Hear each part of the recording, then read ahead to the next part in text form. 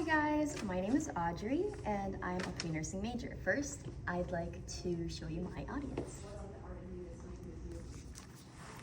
As a pre-nursing major, we learn about a whole bunch of things about the human body, one of which being the skeleton, and its 206 bones. So you may be wondering, why is it so important to learn about the structure of your body?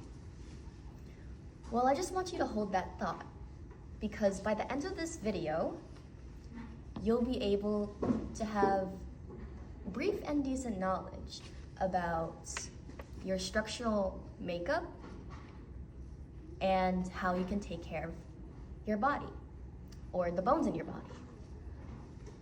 Firstly, has anyone ever told you that your body is subdivided? Well, if no one has, then I'm telling you now, it's subdivided.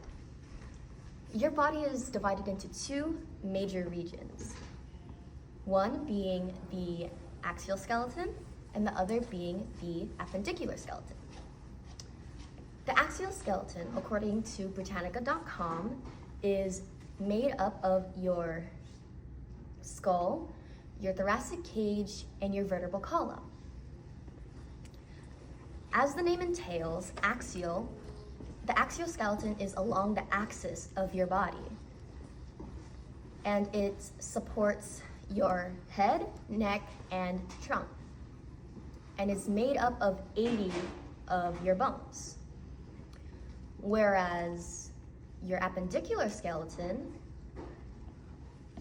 is the rest of your 126 bones. As the name entails, append, which is short for appendages, like your arms and your legs. So the appendicular skeleton connects to your axial skeleton, according to anatomy.co.uk. And what it's responsible for is locomotion and manipulation and interaction with your environment. Now, secondly, now that that's out of the way, I want to talk to you about what's inside of the bones. And you're wondering, inside? What exactly is so interesting about the inside of the bone? Well, I'm glad you asked. So, I want to show you this diagram. There are two types of bone in the body: the spongy bone and the compact bone. So, as you can see, the spongy bone doesn't look all too sturdy. Maybe because you think it has holes.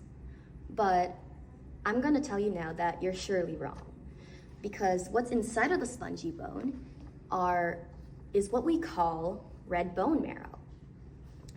Red bone marrow is found in the ends of long bones, and what it's responsible for is blood cell formation.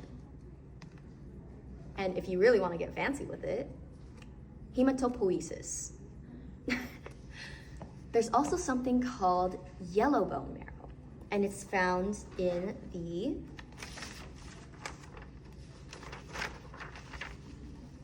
body of the bone, which is called the diaphysis.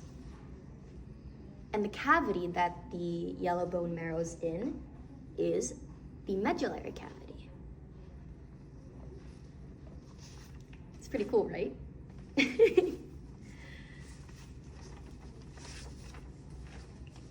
Oh, and one more thing.